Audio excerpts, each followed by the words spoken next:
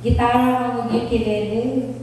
So, tonight is the 9th day sa atol 10 days of prayer. Sino naka-perfect attendance?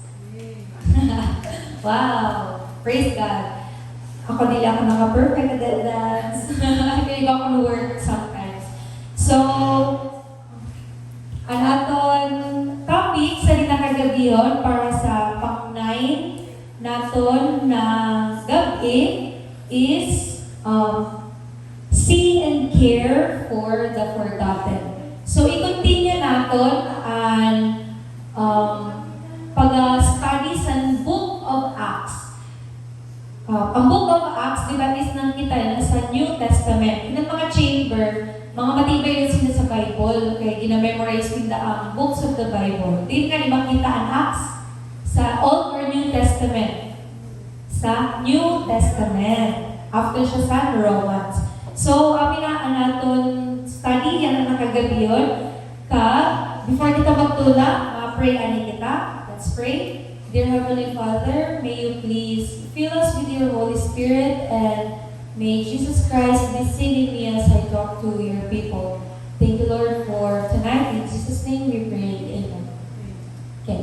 So, yun ang nakagabi po. Igwa ko ni-share sa inyo na story about na makikita, na mababasa natin sa books and Acts. This is a very familiar story sa ating tanan. I think most of us have heard this story. Ikaw ba nga nakita sa kanta, di ba? Okay, next. Ang story natin ay about kay Peter and John sa nagdato sila sa temple. So, next. Peter and John nagdato sila sa temple. Tapos, pagdating nila sa temple, may nakita sila na usad na lame naman sa labas. Ano ibig sabihin sa lame naman? Pilay, hindi nakalakad. Pag paralyzed ang iya, tihil. So, hindi siya nakalakad. So, kung buhay niya, never siya naglakad. Pero, ato lang siya ginabutang sa mga tao sa labas ng temple. Kaya ito siya nagangayo sa kwarta, nagangayo sa bulig, pero sana. So, sa part sa lame naman, sanay na siya. Nauro adlaw, di siya ginapansin, may mga tao na naghahatag sa iyong kwarta, sana. Pero sanay na siya, kaya kung may nag-ignore sa iya, o adlaw. Sabi pa nga hindi, from birth, he was placed daily at the temple gate, and familiar to everyone, yet truly seen by no one. So, tanan na tao sa ilang lugar, kilala ito na lalaki na never siya naglakad since birth. Pero, wala ni usad na tao sa ilang lugar sa nagpansin sa iya. Like, truly see him. Wala sa ni usad na tao na nagkita ngayon sa iya. So, next, makita natin sa Acts chapter 3, verse 4. Sabi na, Peter looked straight at him as did John. So, sa tunatay na nagkato si Peter at si John sa temple, that's the first time na may nagpansin ngayon sa iya. Sa tunalame naman. Ano siya? First time. And sabi that sa Acts, Peter and John, sa tunagawag din kita, minda ito na lalaki, straight sa iyang mata. Din kita, minda ito na lame naman. So, ang ito na lame naman, sa di pansin na siya ni Peter kang John, feeling niya, kahuna niya, it's just another encounter. Like, this is just a normal day. Gumagit sa tao na nagapansin sa ako, nagtatagsan points, irog sana, nagtatagsan gamay na bulig. Kahuna niya, sa isip niya, temporary lang ito na time. Temporary lang ito na health. Like, it's just a normal day na nangyayari sa iya. Pero, hindi niya gina-expect na ito gali na short moment, naging pansin siya ni Peter kag John, amo na gali ito ang paraan or ang ways ng Ginoo na mabulok siya, mahil siya sa iya sakit na iya na-experience since birth. Okay, so, charity means a moment. Christ restores a life. Charity means love. So, si Peter kag John, sa nga lame naman, it's not only looking at him in the eyes, but Peter and John looked at him with love, with charity daw. Tidak na nagatuna pag-imo kitang pagmahal na pagkalanggan na pagkita sa aton kapwa, kita nagatuna ang pag-work sa Ginoo na ginagamit kita sa Ginoo as instrument para sa iba na tao. So, sabi na, next picture nito, sabi na, silver or gold I do not have, but what I do have, I give you.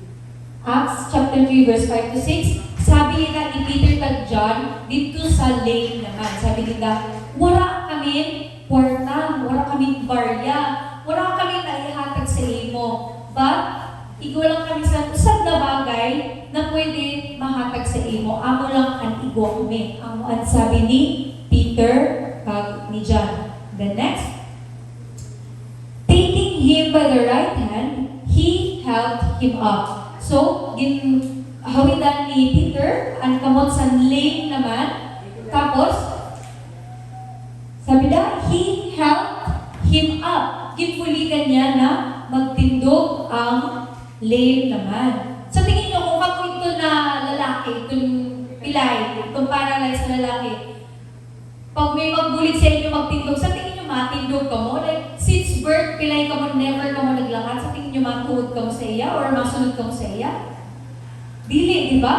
Pero ito na, paralyzed naman, iko siya sa faith, sa iya, puso. Iko siya, nagtungod siya kay Peter kag John sa pagsabi nila na magtindog ka. So, ang ginimon, sa ginhawid na niya kamot, tapos ginpatindog siya, nagtindog siya, nakalakad siya or wala? Nakalakad siya. Next. Pagkatindog niya, dito siya, sakon siya ni Peter kag John. Ada sa next natin na slide, Acts chapter 3 verse 8, sabi na, he jumped to his feet and began to walk. Then he went with them into the temple courts, walking and jumping and praising God. So, sa nakatindog na siya, nalaginin mo niya na una, na lumpat-lumpat siya. Imagine nyo, never pa siya naglakad, pero first thing na ginhimo niya sa nakatindog siya kay nagparalumpat siya kay naman, grabe niya lipay, di ba? Super happy siya kay it's a miracle.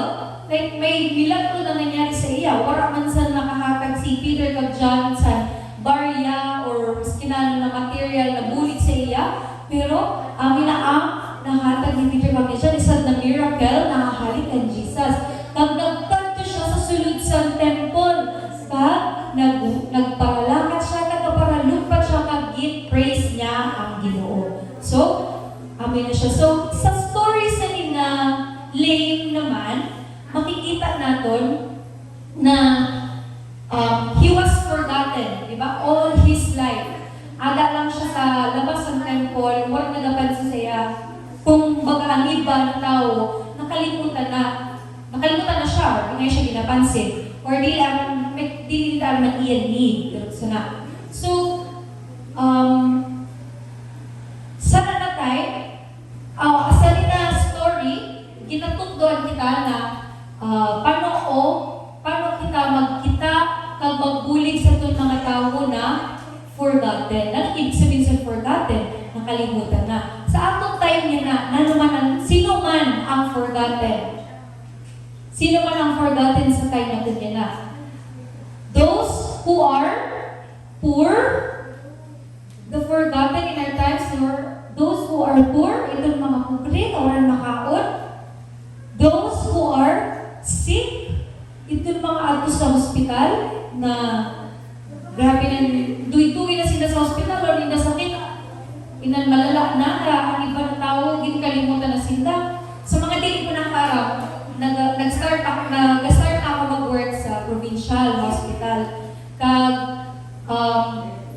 Sa first day ko gayon, medyo culture shock gayon ako sa pagkadto ko. Kaya syempre, sa ito nag-intern kami, mga hospital lagi trabaho, mga private hospital, so mga maganda, mahumot, tapos kada patient, may sa diri ng kwarto, tapos aircon, tapos may maganda na system. system. Tapos nung nagkadila ako sa Masbate, kaya gusto nga mag-work din para dilang kadamami. Sana nagkadala ako sa provincial hospital, culture shock ako. Sabi ko, hala, nanakairog sa to. Kung i-describe ko, pero kayo makikita nyo man sa mga post sa Facebook, di naman siya secret. Like, alam man siya sa tanan na tao talaga. Kahit pinapost na siya sa Facebook ang mga reklamo sa mga patient at sa mga kamag-anak. Tapos, ang mga patient sa usad ng kwarto, juti-juti ng kwarto, pero limang kabilog ng pasyente. Yung sana, sukat sinta.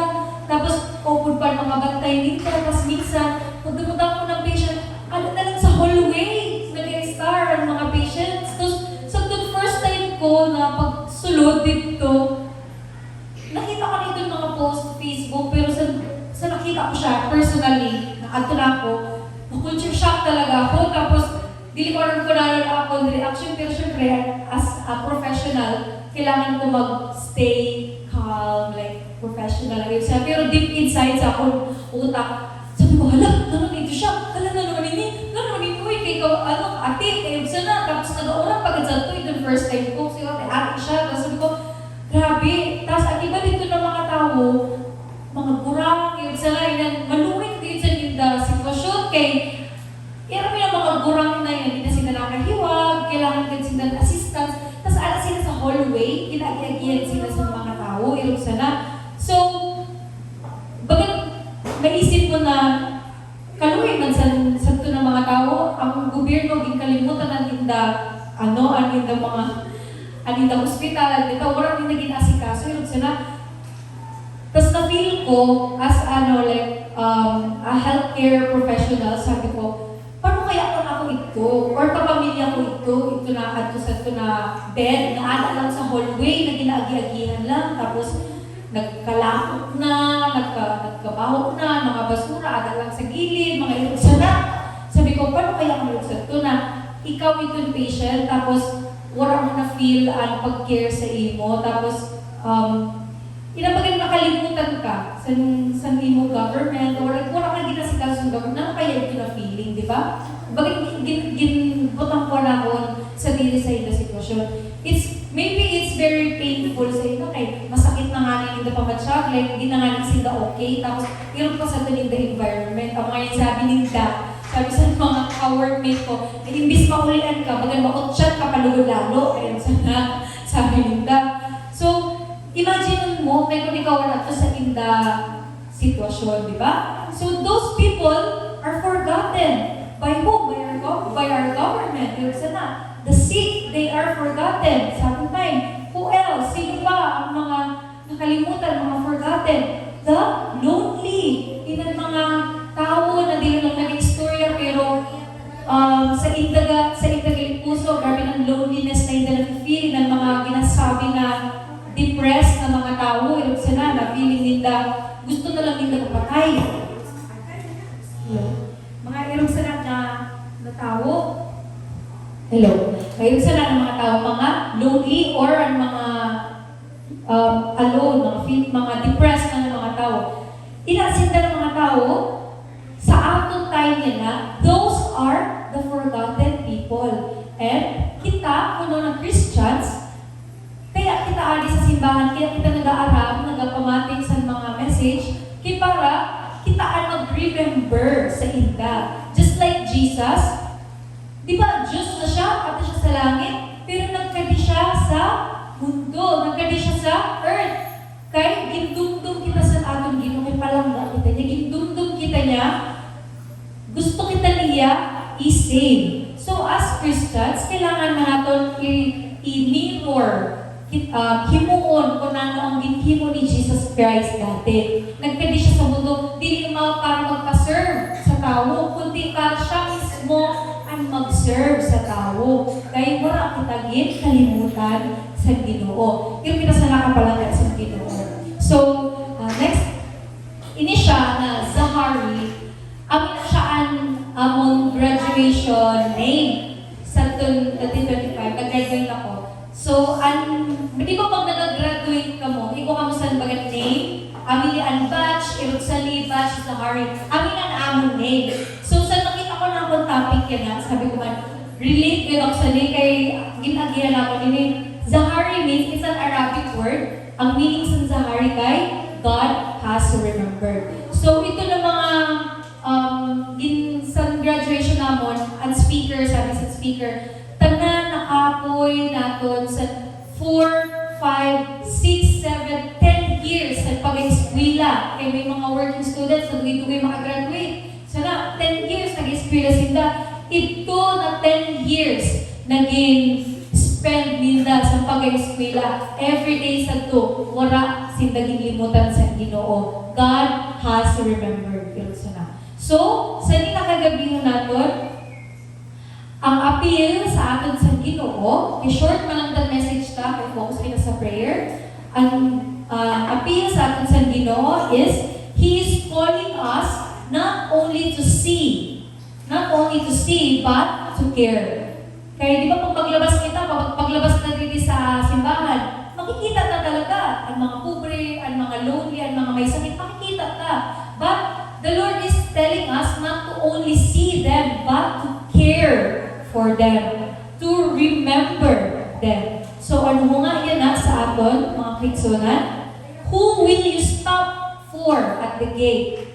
Parehos ni Peter kag John, nag-udong sinta sa temple, sa gate sa temple, para buligan ito na layman. Kita, mga kaigsunan, sino ang uudungan ta sa gate?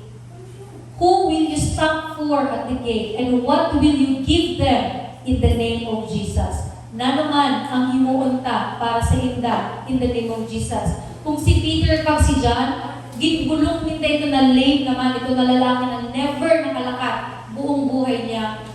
Kita yan na mga kaigsunan, nano ang mahimuta para sa mga tao na nakalimutan sa ating society. So, ilan ang question? Gusto ko ibabili nila sa inyo yan nakagabi yun. May nagabi ka, God bless po sa ato.